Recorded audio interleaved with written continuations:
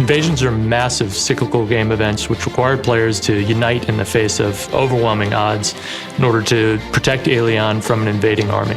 Our planet is invaded by alien gods from the depths of the universe. Giant Cthulhu-like monsters and various Godzillas attempt to destroy our world and steal our followers. This feature ties in directly with what is going on in the game world of Aelion. The planet is in danger because its greater god has disappeared, and as a result of that, gods of other worlds are eager to get their share of the spoils. This feature was really inspired by superhero and science fiction stories where you have huge alien forces invading Earth, and this is really the player's opportunity to be that legendary hero and defend their home. Invasions are designed for all players. They happen at different levels, and high-prestige players can participate in them. First of all, those are the people who have unlocked the divine form, who have become deities in our game, joined a powerful pantheon, and who have both time and interest in this type of activity. It is a great event for all audiences, including the mortals, immortals, and other inhabitants of Aelion. Invasions from other worlds greatly affect the lives of ordinary people and gods alike. Skyforge's world of Aelion is highly susceptible to invasions. The coastline was transformed by multiple invasions of aquatic creatures. The Mechanoid invasions brought technologies, just like invaders from worlds with a different environment bring infections and viruses.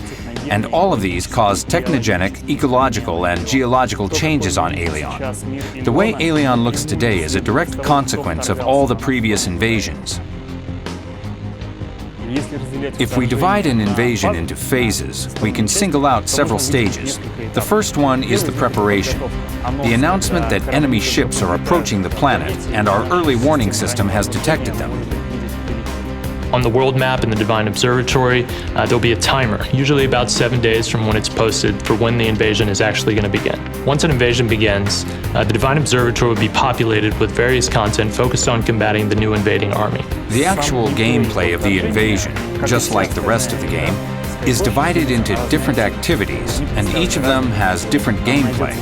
There are activities for 3, 5 players, and for 10 players, all with varying difficulty levels and different levels of involvement and reward. For example, there is an activity where we shoot down an alien ship.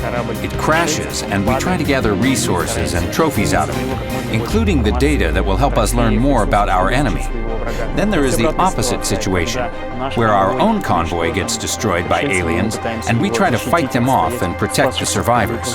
There are also activities like holding territory, like where we have a huge cannon that protects our planet from invasions by firing at enemy ships in orbit.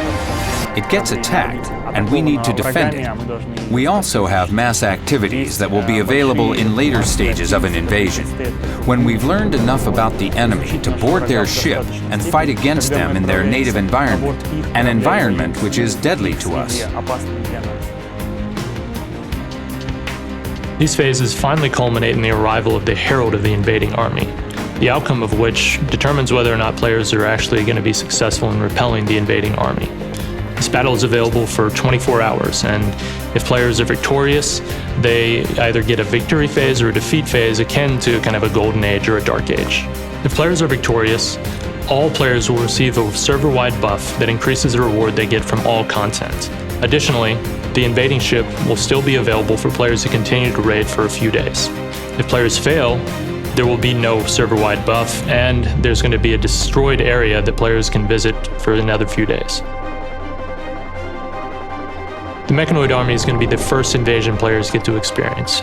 Up to this point in the game, players have fought lots of Mechanoid minions, but now they're going to have to fight some of the most powerful Mechanoids, and they're going to have to do so in orbit on the enemy ships. Mechanoids are robots, and their main god is a huge complex cube that can transform and produce many things, which surprise us with their shape and size. Heralds, the main bosses of each invasion, are the avatars of alien elder gods, the creatures from other worlds that challenge the gods of Aelion and want to claim our followers.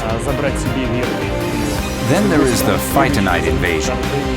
These plants are living things, and their armies consist of different creatures. The Phytonite ships are organisms and not buildings. When we first started to discuss the invasions, our first reference was Ragnarok, the end of the world in Norse mythology. We considered an option where the Dark Ages would mean a complete downfall for Aelion, the full cyclic change and destruction of the world each time the Ragnarok ends or is lost. We spent a lot of time discussing it, but in the end, common sense won out, and we decided not to destroy the universe and all players every time they failed or weren't strong enough to do something.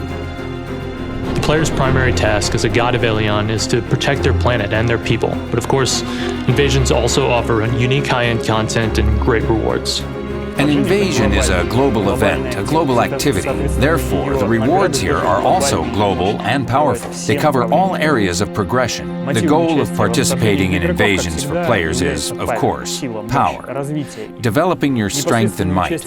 Participation in invasions means developing your character even further. The usual sparks can be found as rewards and sparks that will allow you to develop your divine form. There are also reliquary and purple equipment. In addition, there are rewards for those that do not care about power and might, as much as they care about self-identification and self-expression. Here they can obtain unique costumes.